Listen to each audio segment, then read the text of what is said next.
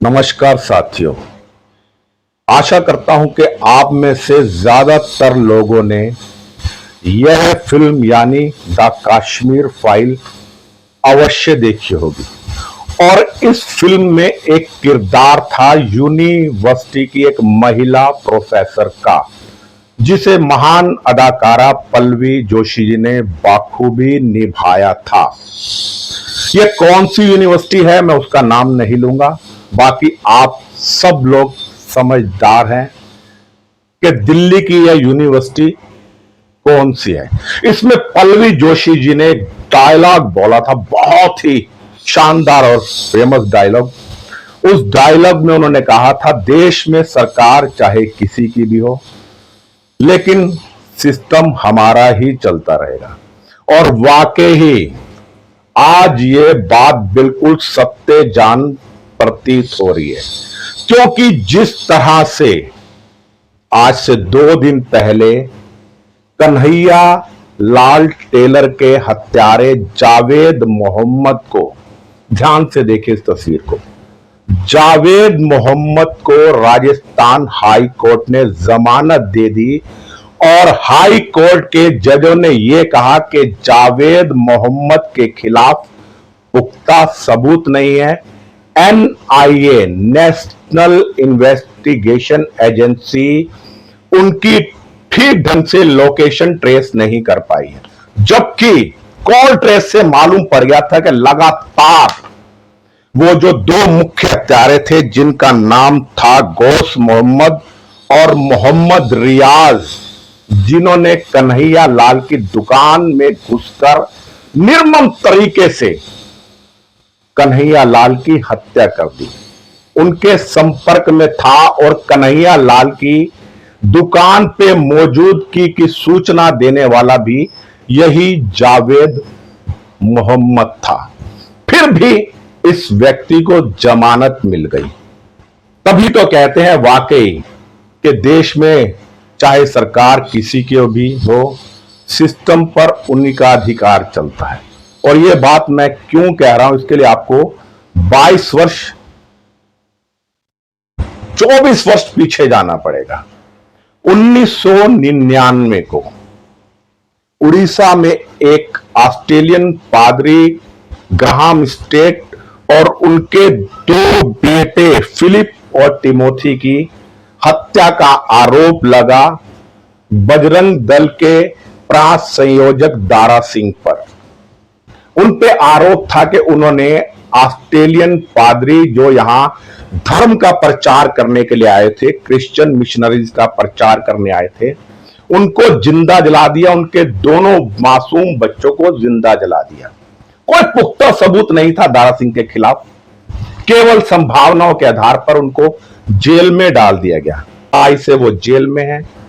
आज तक उनको जमानत नहीं मिली है, एक दिन की पैरोल नहीं मिली है, एक दिन की फरलो नहीं मिली है। उनके ऊपर आरोप था कि उसी के बाद, पादरी की हत्या के बाद, उन्होंने आरुल दास नामक एक और क्रिश्चियन पादरी की हत्या की कंधमाल डिस्ट्रिक्ट में। पहले की जो वारदात थी वो मयूरभंज जिले में हुई थी उड़ीसा के अंदर, दूसरी वारदात कंधमाल में। किसी तरह के जात पर कोई गवाह नहीं थे, लेकिन शक की बुनियाद पर आज तक दारा सिंह को जमानत नहीं मिली है। दूसरी तरफ बार बार हरियाणा के अंदर राम रहीम नामक अपराधी को, जो अपने आप को एक संत कहता है, साल में 2-2, 3-3 बार फरलो और जमानत मिल जाती है। मैं उस मुद्दे पे नहीं जाऊंगा, क्या कसूर है आखिर दारा सिंह का, क्योंकि वो बड़े पैमाने पर जो आदिवासी थे उड़ीसा में, जो क्रिश्चियन अपना चुके थे यानी ईसाई बन चुके थे, उनको बड़े पैमाने पर घर वापसी करवा रहे थे। और यही अपराध था इस व्यक्ति दारा सिंह का। आज तक 23 वर्ष बीत जाने के बाद भी ये उड़ीसा की जेल में बंद है और कोई मानवाधिकार आयोग इनके पक्ष में नहीं बोलता। सरकार चाहे बीजेपी की आ गई है, आज 11वें वर्ष में प्रवेश कर गई, लेकिन इस व्यक्ति को एक दिन की भी सूरज देखना नसीब नहीं हुआ। अब मैं आगे बढ़ता हूं, अभी ताजा मामला है। 5 अगस्त को बांग्लादेश के अंदर एक क्रांति हुई जिसे छात्र आंदोलन कहा गया।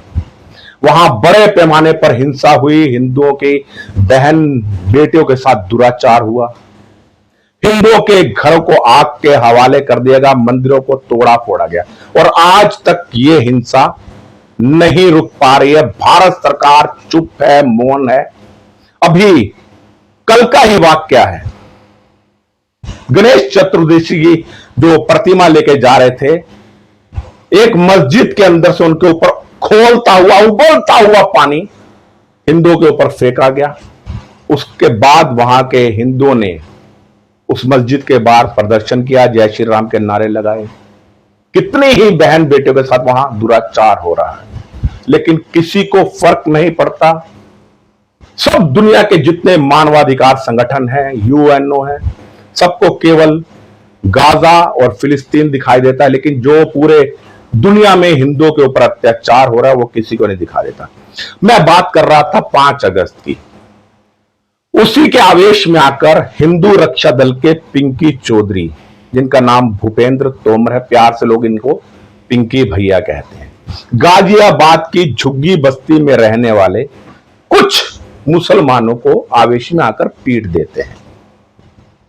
उन्होंने उनको बांग्लादेशी समझा, लेकिन पिंकी चौधरी को फटाफट उत्तर प्रदेश की बाबाजी की पुलिस गिरफ्तार कर लेती है। आज तक पिंकी चौधरी डासना जेल में है।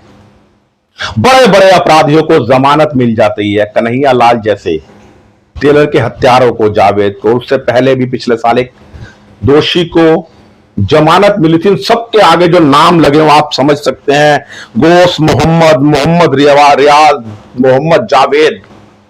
इस नाम को ये बदनाम कर रहे हैं। सबके पीछे और आगे एक ही नाम चल रहा है। क्या इस्लाम के नबी ने इनको यही विचारधारा परोसी थी? ये कहते हैं जो हमारे नबी का अपमान करेगा हम उसका सर तन से जुदा कर देंगे, और इसलिए एक देश में एक कानून लाना चाहते हैं, नबी के खिलाफ जो बोलेगा उसका सर तन से जुदा होना चाहिए। यानी कौन सी ये 14वीं सदी में ले जाना चाहते हैं देश को? आप समझदार हैं। क्या पिंकी चौधरी को जमानत नहीं मिलनी चाहिए?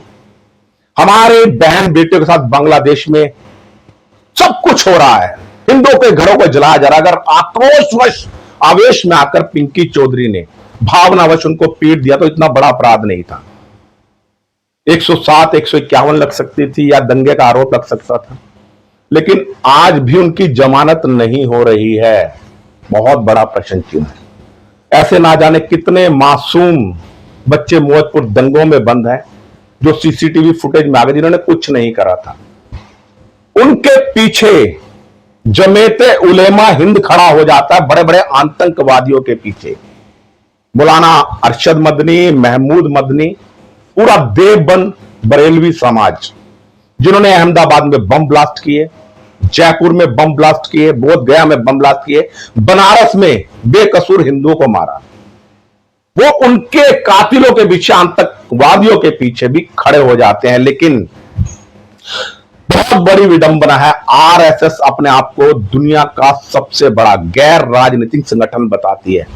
55 लाख से ज्यादा इसके कार्यकर्ता हैं, लेकिन आरएसएस के कार्यकर्ता आज भी पिट रहे हैं। कल भी मैंने वीडियो दिखाई थी, एक वकील को किस बुरी तरह से संप्रदाय विशेष के लोगों ने पीटा, क्योंकि वो आरएसएस का प्रचार कर रहा था।